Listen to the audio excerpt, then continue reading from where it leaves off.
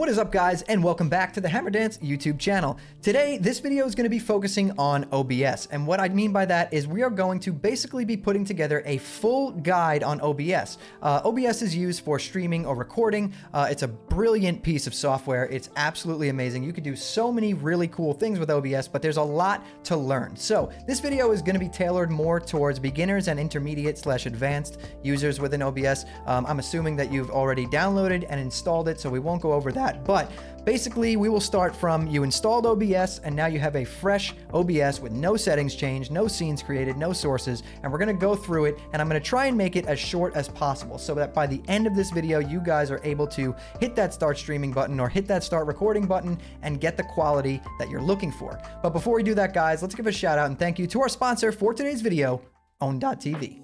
Own.tv is the place to go, guys, if you're looking for some fresh new graphics for your stream. Whether you're on Twitch, YouTube, or Facebook gaming, you'll find something that's a perfect fit for your channel. They offer full themed overlay packages, which are great if you're trying to give your stream a complete makeover, but let's say you're just looking to pick up some new alert graphics. Don't worry, because they've got you covered there too. You can find single graphics such as alerts, banners, panels, and logos as well. And one of the best parts about most of these overlays is that they are completely modular. So if you and your friends all pick up the same overlay, such as this Rodan one right here, you can change the colors and tweak it to match your brand, and none of you will have the exact same overlay. If you guys are looking to take your stream to the next level, be sure to check out Own.tv using my link below to support the channel. All right, guys, so when you first boot up OBS, you're not going to see anything down here in your scenes section or your sources section, but before we get into doing that part, let's go over some settings, right? So hit settings down here, and we're going to start off with the general tab. In the general tab here, there's nothing really important that you're going to need to change, so kind of ignore all this. You can skim through it on your own if you want, but nothing here is going to drastically change your stream or recording in any way. All I do, is suggest that you use dark mode here because we are not fans of regular system light mode. We don't like it on this channel. We use dark mode. Everyone knows that. So switch it to dark mode and let's continue. On the stream tab here, this is where you're going to set up OBS to connect to your streaming account, whether that's on Twitch, Facebook, YouTube, wherever you might be. At the top here, you're going to select service and then select your service.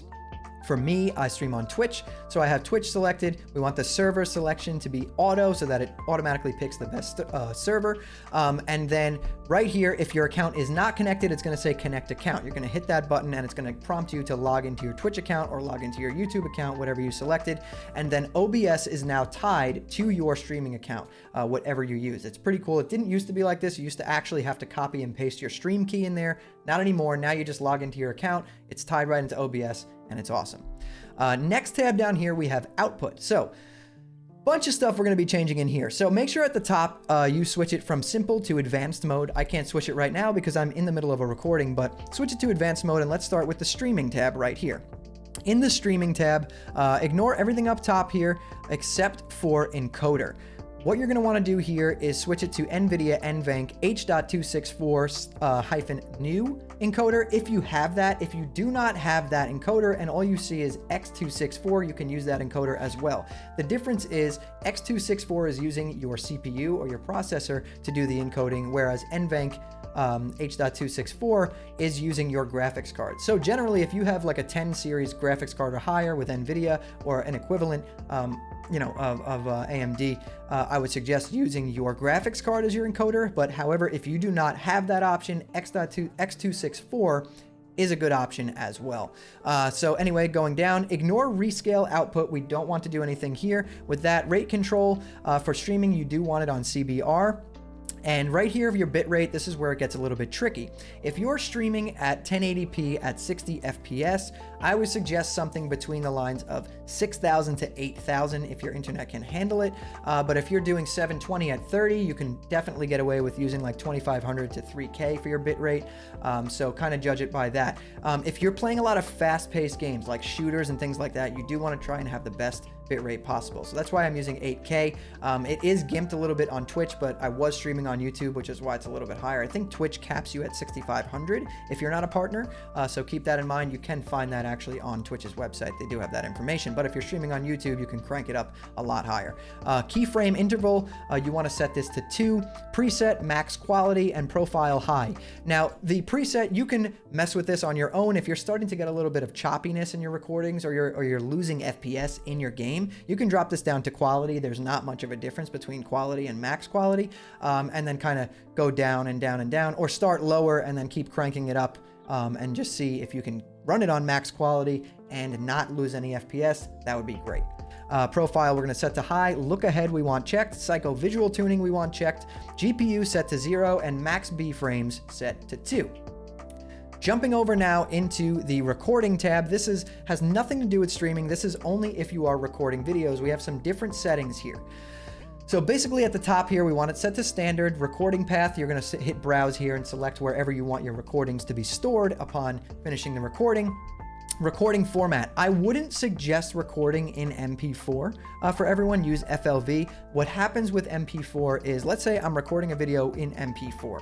I am right now for the sake of this video, because I've actually been trying to get a recording to be corrupt while I'm recording it so that I can use it as an example to show people, but it hasn't happened yet. But if you're recording in MP4 format, and let's say my computer blue screens or something crashes or OBS crashes, with MP4, most of the time your video will be corrupt, right? So if you were recording for 2 hours and then it crashed, or even 10 minutes and it crashed, that video is no longer valid. It's gone. You cannot recover it most of the time.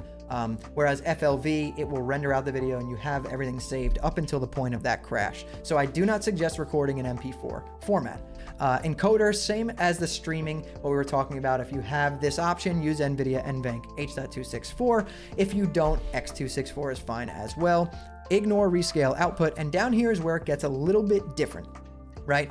So for recording, we want to use CQP. And my settings are, I use the CQ level of 14, keyframe interval at 2, and then obviously preset, max quality, profile high. And like I said, you can adjust this down accordingly if you're dropping FPS. You can even raise the CQ level to like 16 or 18 if you're getting some FPS issues, but I don't think that you will with that. It's probably a little bit more beneficial to drop this down if you're having FPS issues than it is to raise the CQ level.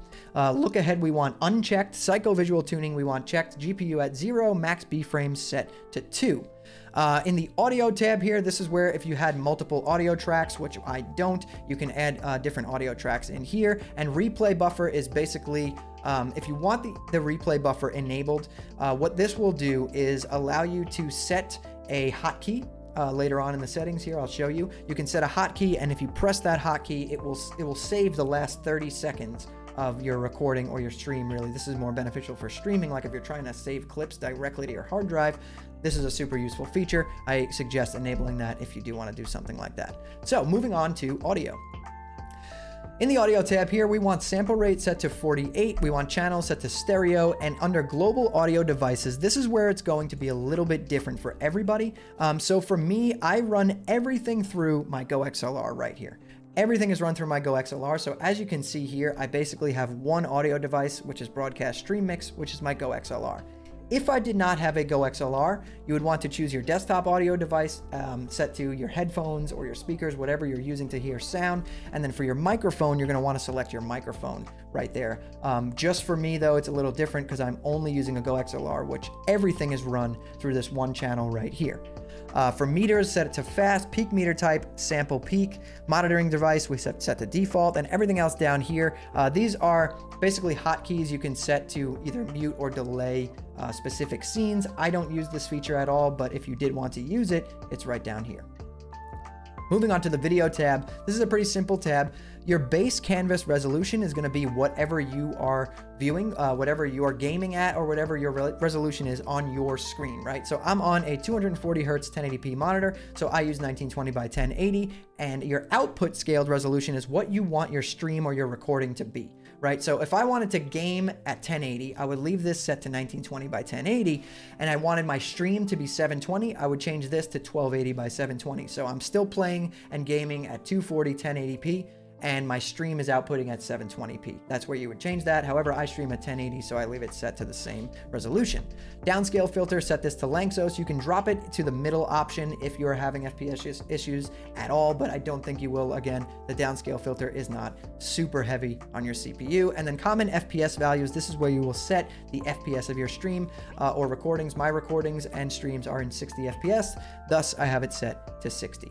Moving on to the hotkeys right here. As you guys can see, this is where I was talking about before. You can set a hotkey to do a replay buffers to save some clips and things like that. You can hotkey basically any function within OBS, right? By using a key on your keyboard and assigning that key a function within OBS. So if I wanted to have a key on my keyboard, let's say I wanted to use my backslash to start and stop streaming, you would just click right in here and click the backslash, and it would bind that key to that action. Now, when you're just doing whatever you want, if you just tap your backslash, if OBS is open, it will start streaming or it will stop streaming.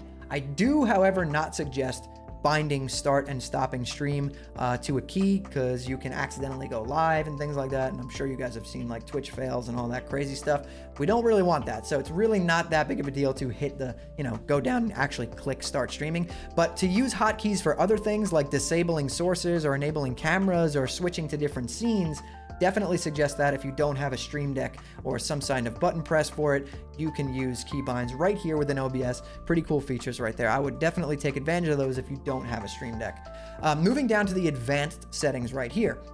Under general at the top, we have process priority. Process priority is basically how your PC is focusing on giving resources to OBS. Sorry, I hit the microphone right there. So if you have your process priority set to higher than normal, what's happening is your PC is going to be taking resources from other programs, probably the game that you're playing, and throwing those resources more towards OBS. So you kind of want to try and keep this on normal. I wouldn't suggest going higher than normal, simply because that will drastically decrease your FPS in whatever games you are playing. Under video here, we have it set to Direct3D 11. We have NV12 for the color format, 709 for the color space, and color range is set to full. You can definitely copy those settings.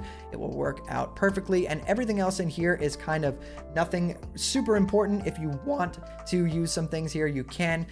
Stream delay, I would suggest if you want to add an extra delay to your stream, like let's say you're getting stream sniped, or you just you don't want it to feel super live, which is weird to say because it's a live stream, but you don't want it to feel super live. You want it to be, 2 minutes behind. You would enable this and set the duration. It's in seconds right here. And that would basically delay your stream even further. Automatically reconnect is a good feature. I think it's enabled by default, but if it's not, I would enable this. Basically, if you're having internet troubles while your stream is live, it puts up a little prompt on screen for your viewers and lets them know, and it attempts to automatically reconnect throughout the whole process until you get your IP address back and you're connected to the internet, and then it will reconnect you without shutting down the whole stream. It's very cool. Everything else down here wouldn't mess with any of that. And as far as settings wise, that is it, guys. Those are the settings. Now we can get into the basics of adding scenes and sources and things like that.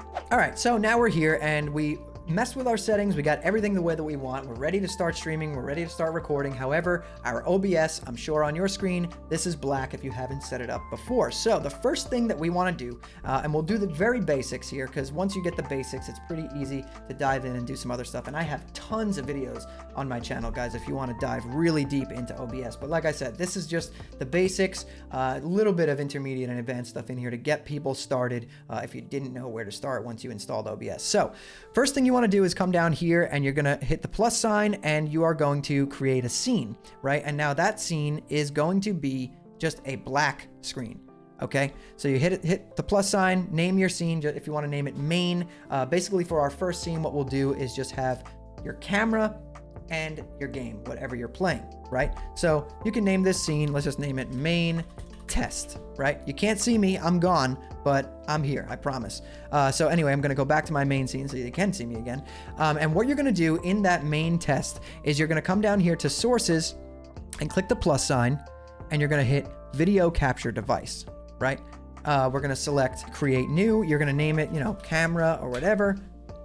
hit OK, and this is where, obviously, if my camera wasn't in use right now, you'd be able to see my camera because it's the Camlink 4K connected to my Canon. This is where you select your webcam, fill out the details here, the resolution, if you have it at 1080, set the resolution to 1080, FPS, 60 frames or 30, whatever it is that you're using. Color space, I suggest 709, color range full, and then hit OK. And that will basically bring your camera up as like a full screen camera like this. And then what you want to do, if you're trying to edit the size of your camera, and I'll show you guys right here so you can see, is I'm gonna unlock it. You could lock and unlock things so that you can't accidentally edit them.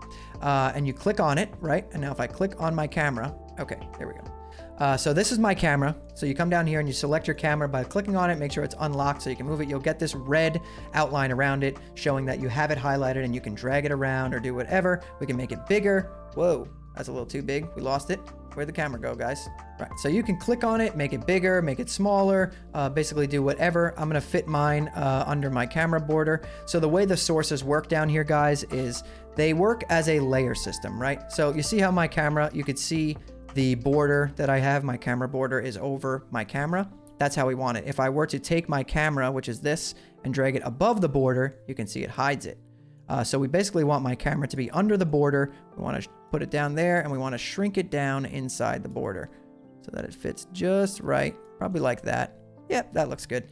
And then we can lock it. I suggest locking any sources that you do add after you get them where you want, so you don't accidentally move them or shrink them or do some crazy stuff. Like I just lost my camera. Yeah, so you don't want to do that. Yeah, so add your camera in right there, shrink it down to a nice small size, and you'll be perfect.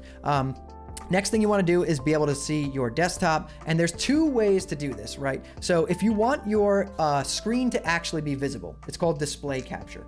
This means that anything that is on the screen that you select, like your main screen, your viewers will be able to see it. I don't suggest this for gaming. For a few reasons, because it does impact the FPS of your game. You will feel a little bit of input lag when you are gaming. And simply, like, if something pops up on your screen, like a message from someone or something you don't want viewers to see, I don't suggest it. So for purposes of this video right here, I'm using display capture, which is right here, to capture my whole monitor so that you guys can see my screen, and I can explain this stuff to you. But for gaming, what you're gonna wanna use is hit the plus sign, you're gonna go to game capture, right? And as you can see, I've added all the games that I've played right here. We're gonna just do, name it new game test, just to show you.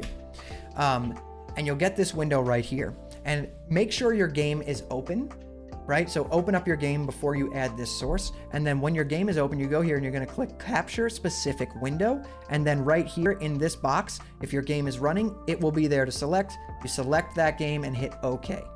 Now your game will be on the screen as well. However, if you notice, since I added a new source, it's above everything else, right? So if I had a game open, right, this game would be over everything else. You wouldn't be able to see me. So you're gonna wanna take that game that you just added and make sure that it's under your camera. So now your camera will be here, your game will be in the background, everything will look nice. Those are the basics of adding scenes and sources, right? Now let's say you wanna have another scene like this, where it's just like a full screen camera.